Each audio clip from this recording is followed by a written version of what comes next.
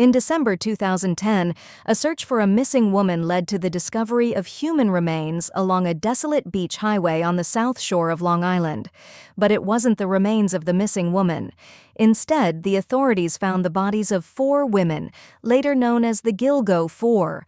All were strangled, then wrapped in camouflaged burlap.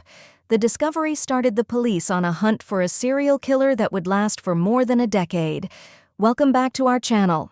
Today we're diving into one of the most chilling and complex cases in American true crime history, the Long Island serial killer, also known as the Gilgo Beach murders. This case has captivated the nation for over a decade, and recent developments have brought new light to the investigation. We'll be exploring the timeline, the victims, and the suspect at the center of it all in 2 parts. Part 1 will be focusing on the victims, to help us get to know these people whose lives have been cut short by evil. The story began in May 2010 with the disappearance of Shannan Gilbert, a 23-year-old sex worker who made a frantic 911 call claiming someone was after her. State Police, Trooper Fry. State Police. Yeah, there's somebody after me. I'm sorry? There's somebody after me. Where are you? There's somebody after me. Okay, where are you?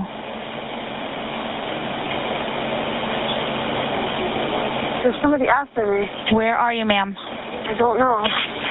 According to reports, Shannan visited a home of a Craigslist client in Oak Beach on May 1st. At some point during the visit, Gilbert began acting irrational, and the individual contacted the driver to have Gilbert leave his home. Gilbert refused repeated attempts to leave the location with her driver and fled on foot into the Oak Beach community, knocking on several doors before disappearing. Her disappearance led police to conduct an extensive search, which resulted in the discovery of 10 other bodies along Ocean Parkway near Gilgo Beach. These remains were found over several months in 2010 and 2011. In December 2010, the remains of 4 women, known as the Gilgo Four, were discovered. 24-year-old Melissa Barthelemy, 22-year-old Megan Waterman, 27-year-old Amber Costello, and 25-year-old Maureen Brainard-Barnes. All 4 women were very petite, 5 foot or under, and weighing around 100 pounds. All of them were also in their 20s and working as online escorts. The skeletonized remains of Melissa Barthelemy was the first to be found. Melissa Barthelemy went missing on July 12, 2009.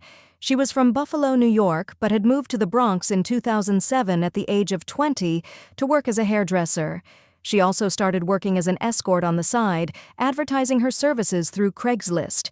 According to her boyfriend/pimp, John Blaze Terry, Melissa had deposited $1,000 in the bank after a date, and she had arranged for another $1,000 date the next night on Long Island.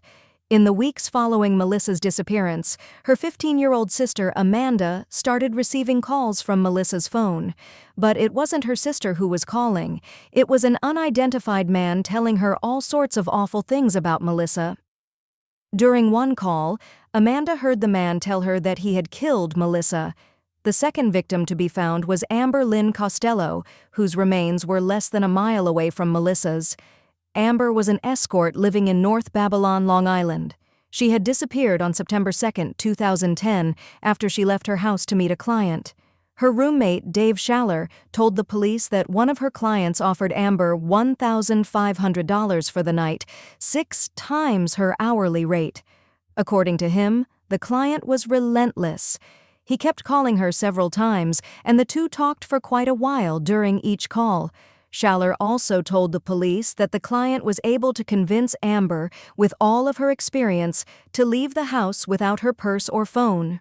Their last call took place at 10:30 p.m., with the client telling her that he was parked down the street. Schaller never saw her again after that.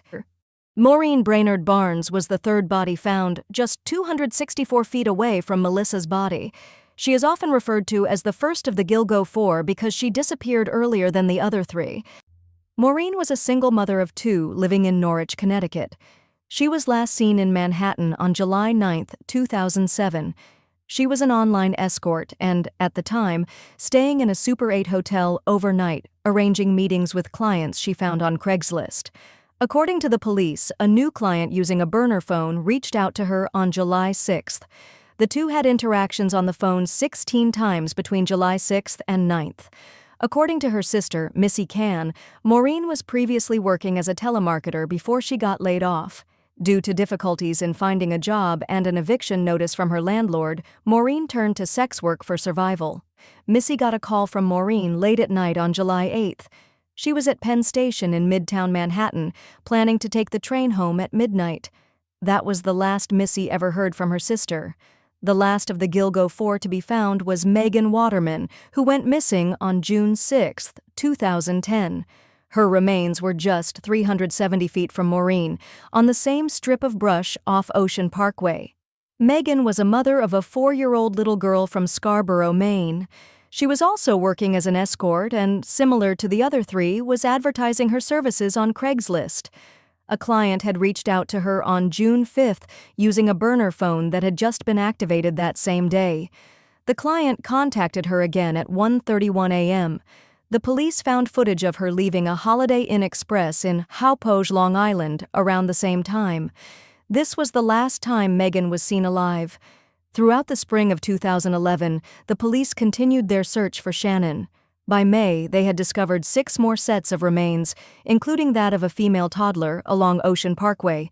While it wasn't clear at this point whether all the bodies were victims of the same killer, it was painfully obvious that these victims had lain undiscovered for years. Some of them had been there for nearly 15 years. Was this area a common dumping ground for killers? The first of the bodies that was discovered after the Gilgo Four was that of 20-year-old Jessica Taylor, a working prostitute from Washington, D.C., who went missing in 2003. Because only her skull, hands, and forearm were found, the police wondered where the remainder of her body could be. And that's when they remembered that there was a similar discovery on the same stretch of road just 45 miles away, back in July 26, 2003. DNA analysis proved that both sets of remains belonged to the same woman. On April 4, 2011, less than a week after Jessica's partial remains were found, 3 more were discovered. One of them, then dubbed as Jane Doe No. 6, led the police to believe that the killer may have gone to great lengths in an attempt to conceal the identity of his victims.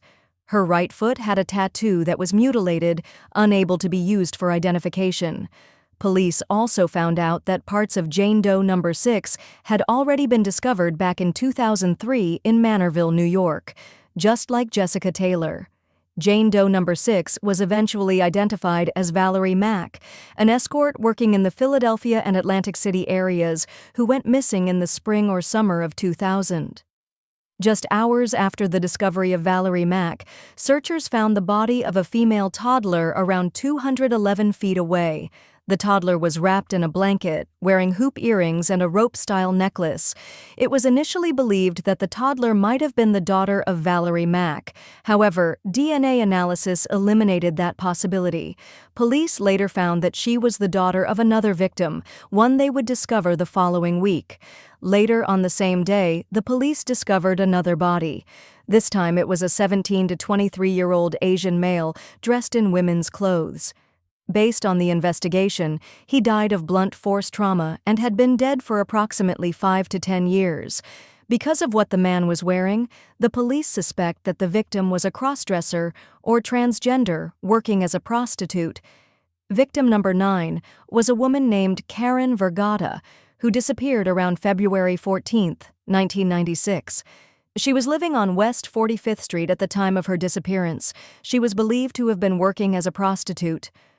On April 20, 1996, Karen's legs were found in a plastic bag at Davis Park along the bayside of Fire Island's Blue Point Beach.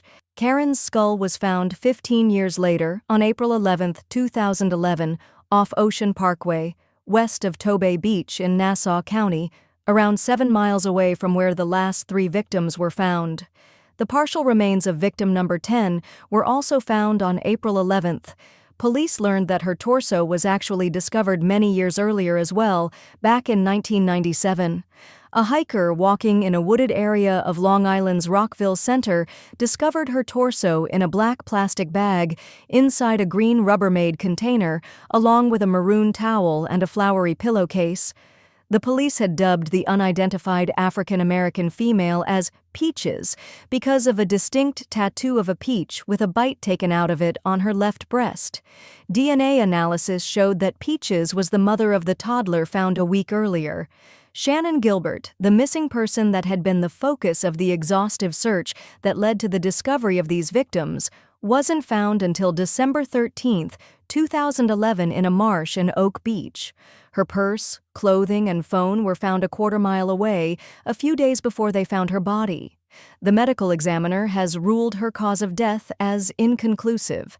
Shannan is not officially considered one of the victims, as the police believe that she may have been the victim of accidental drowning. However, an independent medical examiner has concluded that Shannan may have been manually strangled to death. Shannan's case remains unsolved to this day. In July 2023, Rex Heuermann, a 59-year-old architect from Massapequa Park, was arrested and charged with the murders of the Gilgo Four, and later with the murders of Jessica Taylor, Valerie Mack, and Sandra Costello. What evidence did the police have that allowed them to finally arrest this killer? And what about the other women? Are the authorities sure that they found all of Heuermann's victims? Join us in part 2 of this series for an in-depth look at the investigation, the evidence, and the current status of Rex Heuermann, the Long Island serial killer. Remember to like, subscribe, and hit that notification bell to stay updated on this ongoing series. Until next time, stay curious and stay safe.